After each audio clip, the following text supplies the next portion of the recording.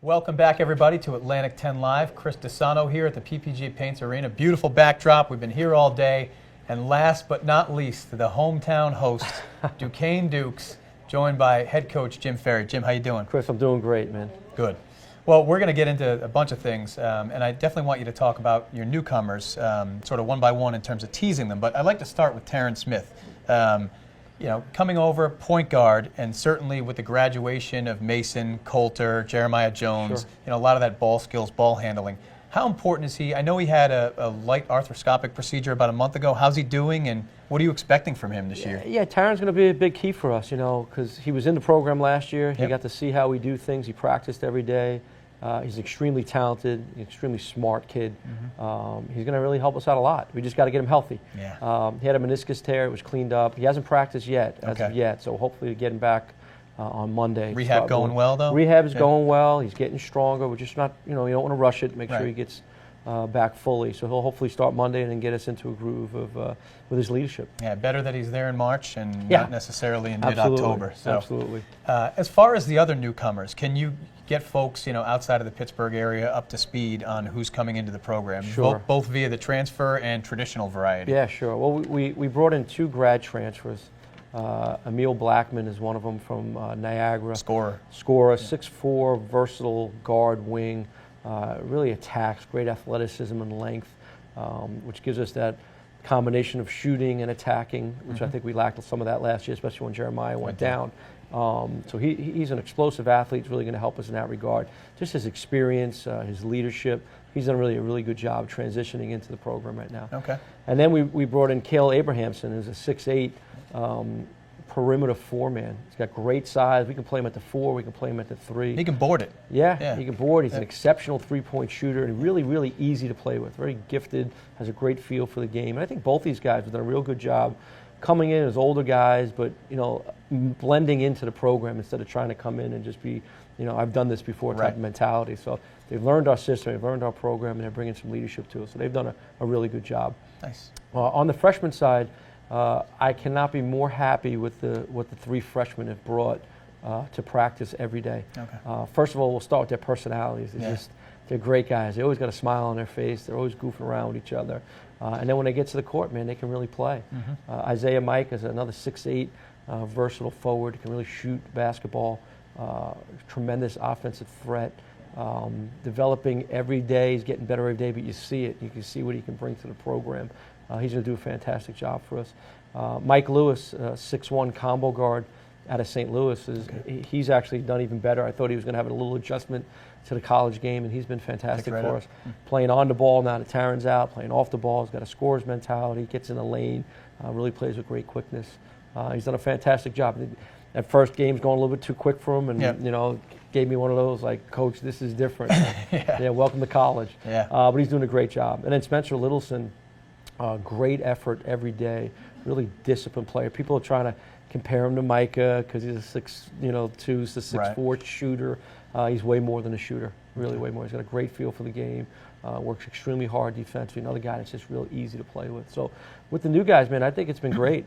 Everything's been positive. They've been working really hard, and I think it's brought some uniqueness to the group in regards to personalities. From a personnel compositional standpoint, given that the team's got a slightly different look this year, are you looking to tweak things at all, or are there certain areas that you may adjust? Yeah, I think every year you're going to tweak things, especially with recruiting classes. But obviously when you lose guys like, you graduate guys like Micah and DC, who are such mainstays, not only to our program, to this league, things change a little bit. Mm-hmm. And there's some pros and some cons. But one thing, for as dynamic as those two are offensively, defensively, they struggled at times just because of their length and maybe not being able to contain the ball. We're significantly more athletic. We're significantly longer at every position.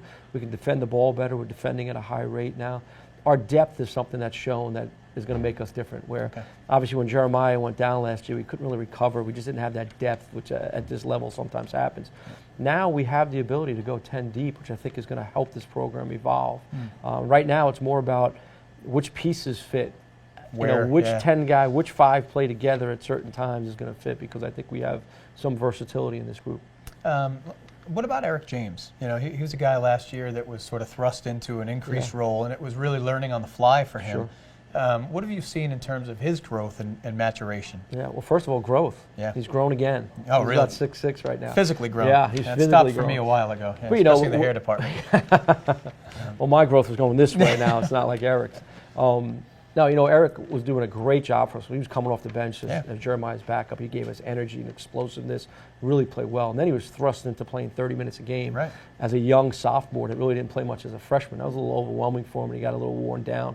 I think that experience being thrown into it, the one positive that came out of Jeremiah going down was getting Eric prepared for this year. Okay. So I think his ability now to play at the 3 and the 4, feeling comfortable within his role and having his game experience has really helped him.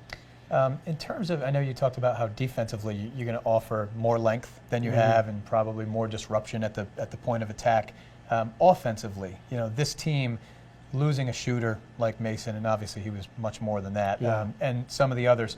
Do you feel that the shooting void has been filled? No, it's just collectively. Yes, absolutely. It's just going to come in different positions. Yep. You know, Micah made a lot of threes. Yep. Even in practices now, I think we're, you know, our shooting percentage is only down maybe like 2% wise. We're taking less threes, but we're taking more twos and making a higher rate of twos. We're going to score a little differently. We're going to have the ability to drive it better. We're going to shoot the ball. I think we're still going to shoot the ball well, but it might not just be from the 1 and the 2 spot. I think we're going to shoot it better from the 4 and the 3. So I think our offense is going to be a little bit more balanced than it was last year. I know the graduate transfer rule is kind of one of those necessary evils out there in some respects, and you lost one player in LG Gill, but you welcome a couple of others.